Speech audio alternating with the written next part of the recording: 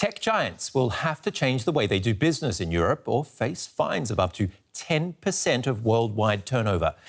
The EU's draft rules are designed to rein in the power of the American companies and bring order to chaos. Facebook's Mark Zuckerberg and other tech bosses control troves of data and platforms on which thousands of companies and millions of Europeans rely on. Let's have a listen in to what the Competition Commissioner, Margrethe Vestager, had to say a short while ago about the Digital Services and Digital Markets Act. The two proposals, they serve one purpose: to make sure that we, as users, as customers, businesses, have access to a wide choice of safe products and services online, just as well as we do in the physical world.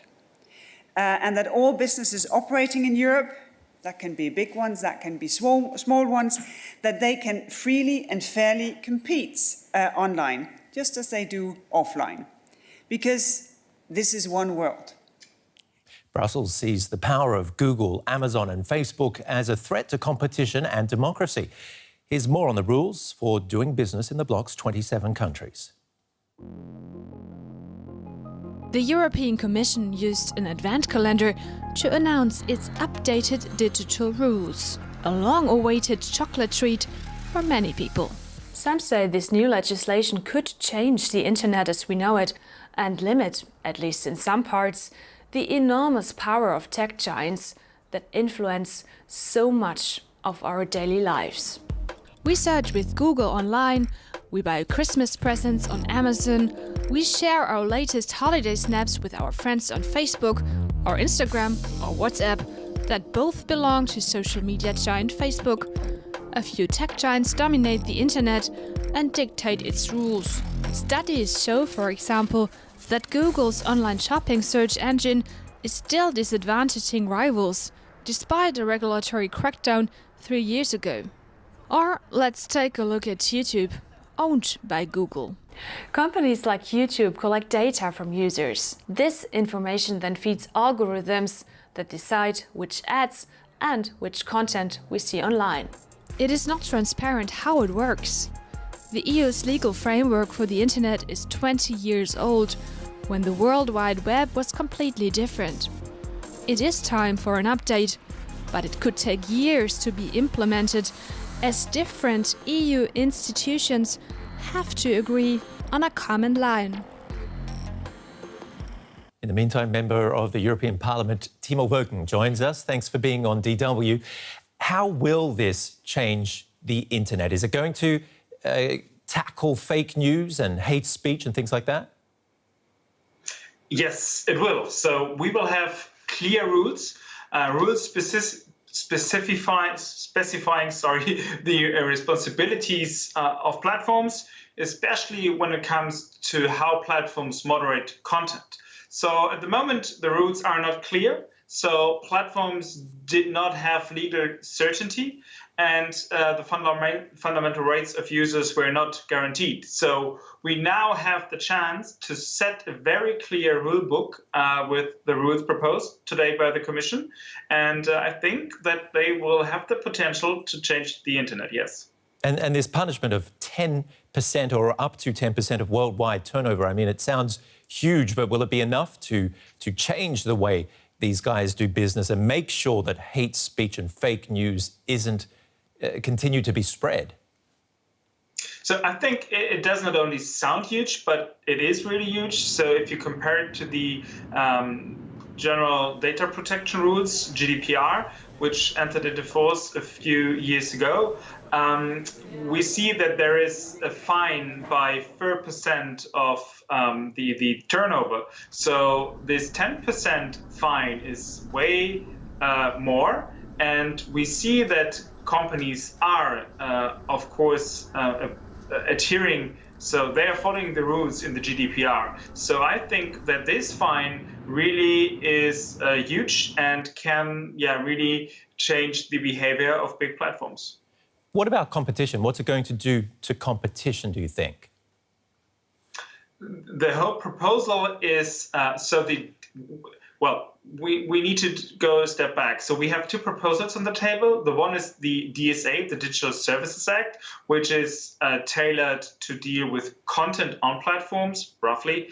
And we have the DMA, which focuses on the competition side. The Market and what Act. we are seeing at the Market Act, the Digital Market Act. And what we're seeing at the moment is that the competition files launched by the Commission, they take years, and in the end, the fines are not very huge compared to what the platforms earned while they were breaching competition laws. So we need a new tool, and this tool is presented in the DMA with the black, white, and gray list approach. The DMA really focuses on practices by platforms which have proven that they are harmful to the competition. When are we going to see all of this? Because I know it's only a legal framework. It's a proposal by the Commission, and other EU institutions, including the European Parliament, will have to find a common line before this all becomes reality. So if you take the press conference, which was delayed today by roughly 2 hours, this is maybe an indicator. So this will take long. So we are not talking about 1 or 2 years. I hope that we will finish the legislation on the DSA and the DMA within this mandate. So there are many challenges ahead. And so I'm completely motivated, and the Parliament sent a strong signal to the Commission a few weeks ago when we adopted our initiative reports on the DSA and DMA. But in the end, there will be a tough fight, at least that's what I predict, between the Parliament and the Council. So this will take years than weeks. I hope the rest of Brussels is just as motivated as you. Timo Völken, member of the European Parliament, thank you very much for joining us tonight. Thank you very much. Bye. And for more, I'm joined now by Christy Platson from DW Business. Christy, this is not the first time the EU is trying to control the way big tech companies are operating. What'll be different this time? Well, what we've seen in recent years is essentially the European Commission chasing after these companies and specific behaviors with targeted lawsuits. And big tech has frankly been relatively successful at either getting these verdicts overturned if they didn't favor them, or in just avoiding paying the fines that they were ordered to pay. So what would be really different in this case is we're looking at bottom-up legislation that would really set a framework for how these companies are allowed to behave. And the Commission really wants to get to the heart of problems like the spread of disinformation, hate speech online, and make these companies really take up more responsibility for these areas. Right. And when you say bottom-up regulation, was there any input from tech companies as they'll be affected by it?